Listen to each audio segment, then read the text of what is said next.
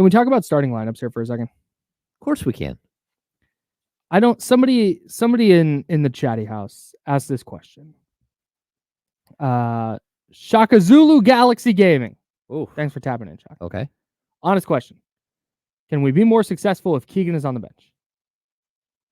No.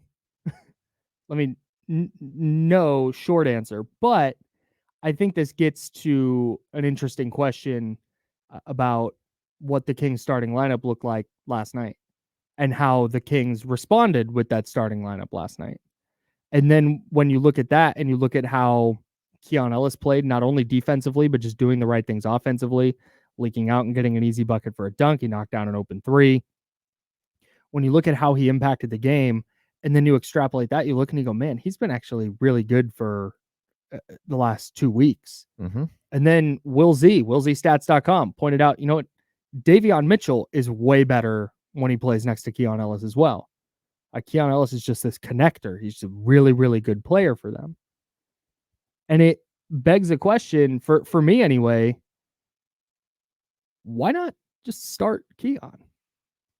Yeah, I mean, over Kevin Huerter, by the way, not Keegan Murray. That would be the move I would make. You're moving Kevin Huerter to the bench, moving Keon Ellis into that starting lineup.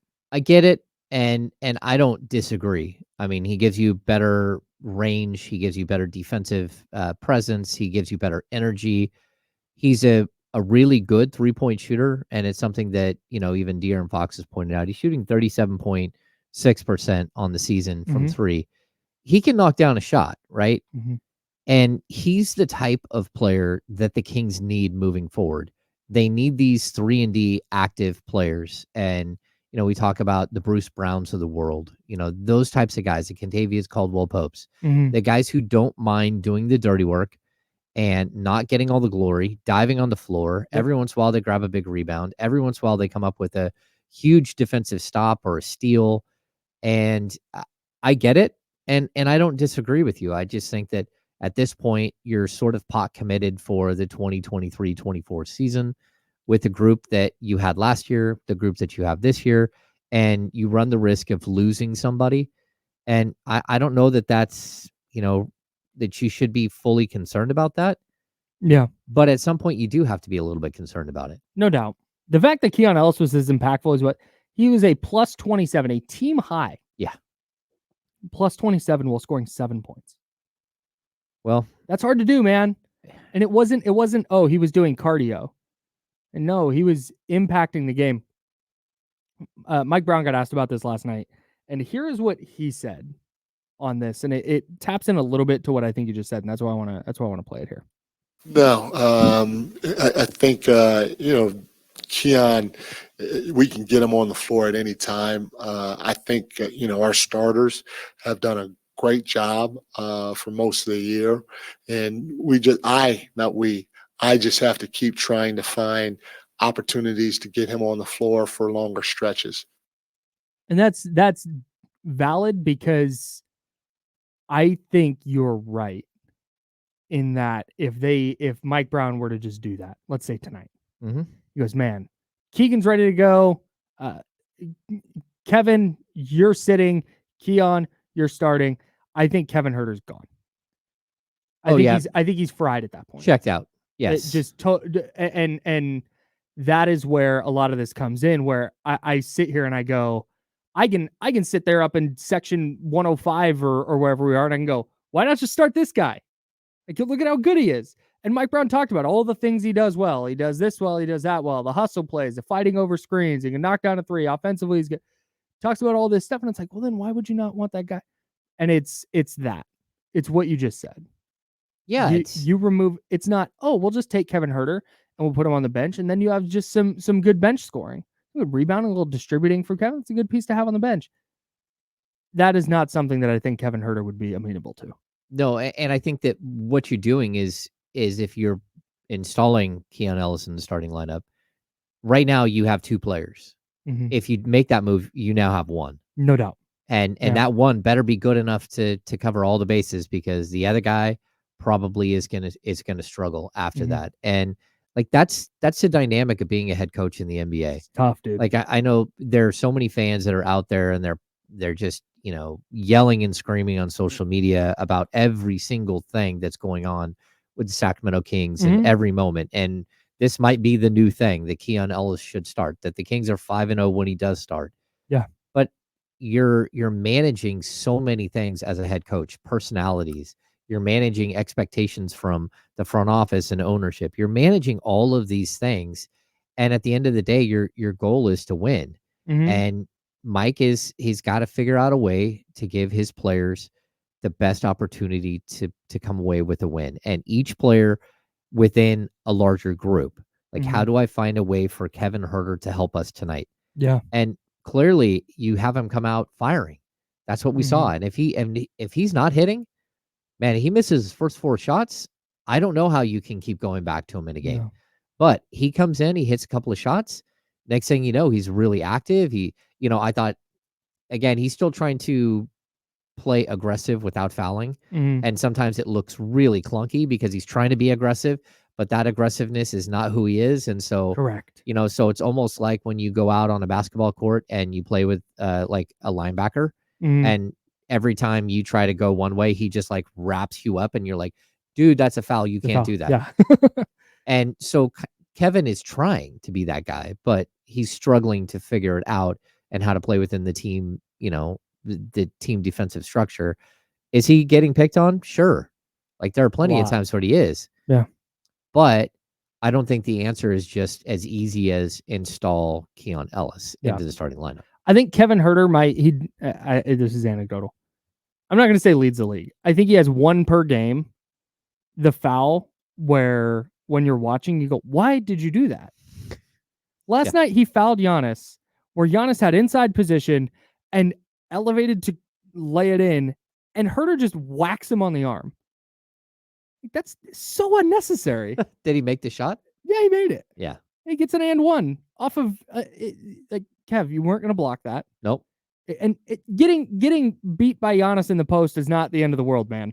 No one's expecting you to win that matchup. And then whacking him on the arm, like that's double losing.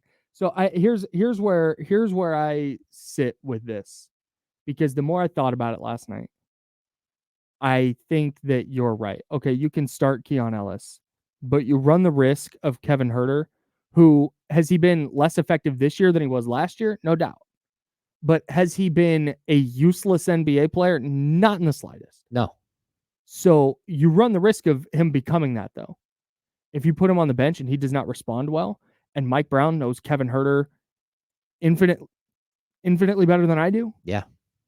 I think he knows that if Mike Brown knew in a perfect world that Kevin Herter, or if Kevin Herter came to him and said, hey, Mike, Keon, we are a better team when Keon starts and when he's on the floor. Let me come off the bench. Let me get some shots with the second unit, and let's mix it up that way. I think Mike would be super open to it. And maybe he wouldn't. Maybe he'd be like, no, because of X, Y, and Z. But we saw the response when he got benched in the preseason. Imagine getting benched in game 67 after you've been a starter for 2 years. Yeah. I'm going to let you in on a secret, though. All right. Not necessarily you. I'm letting people in on a secret now. I think Keon is going to start a playoff game. Because that's a type of in-series adjustment where maybe the Kings go down 2-0, maybe they're down 2-1, and Herter is minus 16 in the first 2 or 3 games. And it's just really clear, like, man, he's getting picked on. Teams are game planning to get him in actions defensively. He's struggling with his shot as a result. I think that's where you might see an adjustment, because at that point, it's all hands on deck. You got to figure out how to win this series. Yeah, it's we got to get through it. Yeah. So I don't disagree with you. I would add that, Keon Ellis is now eligible to play in the playoffs, where he was not earlier in the season. Keon eligible. He is Keon eligible. Is that what we're calling it? Yeah. Okay. No, that's okay. I mean, I think he's a player that gives you something different. It's a wrinkle that the Kings desperately need.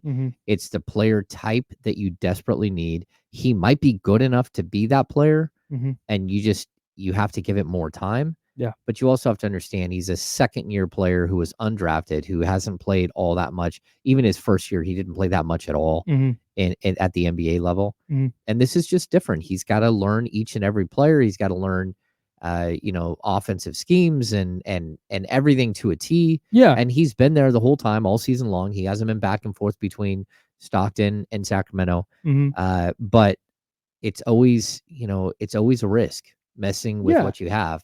And maybe it's the right move, but it's also it's a move that becomes a lot more complicated and needs to be. It's not just a head coach making a decision Yeah, like not that. knee-jerk reaction. This is something that has to be done. And that's what Mike said last game, just to point it out. He Yeah. said, I'm not going to do a knee-jerk reaction. And just because one player's had a couple of good games, one player's had a couple of bad games, I'm not going to do a Sure. knee-jerk reaction. The gravity of Kevin Huerter as a shooter still draws everybody. Mhm. Keon Ellis can hit. He's probably his 3-point shooting is probably a higher percentage than Yeah. Kevin Huerter, but that doesn't mean that he has the same gravity that Kevin Huerter does as a shooter, the same reputation, that the team's game plan to stop Right. Kevin Huerter doing it. And so it's just different. Yeah, teams are living with it if Keon Ellis is gonna knock down 4 threes in a game. Yep. They're going, "All right, hey, let him shoot that. We'll live with that." No doubt. I will say, last thing on this. You mentioned he has to, learn the offense, learn the ins and outs. He hasn't been in this spot before. One of the things Mike Brown did mention with Keon last night is how ready he has stayed despite, okay, he's getting some minutes here. Okay, now he's going to be out for 2 weeks. Okay, now he's going to be in the rotation for 6 days. Okay, now he's going to be out of the rotation for a week. And he still has been a really, really consistent performer all year. That's why I have confidence that he can step in a bigger role and be effective. But to Mike Brown's point last night, that bigger role can come without mixing up the starting lineup.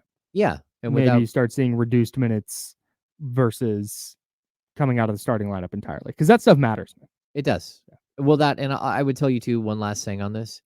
Keon Ellis is exactly today in the NBA the same exact player he was in college, the same exact player he was at the high school level. Mhm. That's who he is. He's a defender. He's a 3-and-D guy. It's Yep. his path to the NBA. He understands his path to the NBA. He understands his role. He's going to stay in the box. He's going to do what it is that he's asked to do. Mhm. And there's something there. It's a blessing to have a player who isn't trying to prove that he's the next Dame Lillard.